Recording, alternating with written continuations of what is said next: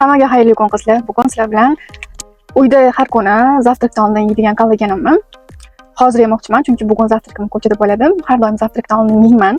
Nima uchun bu bizani Olimpiya brendini kollagenini tanlash kerak degan savolga hozir javob beraman.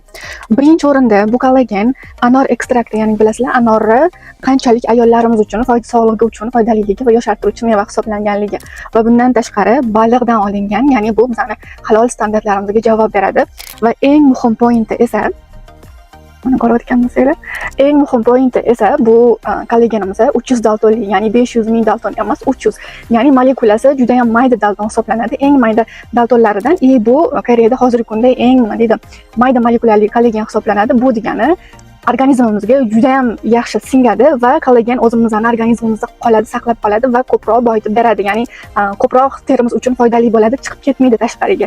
Shunisi bilan bu mayda dalton ajralib turadi. Так что, mani har kunlik tanlovim bu Olimpiya kollegeni.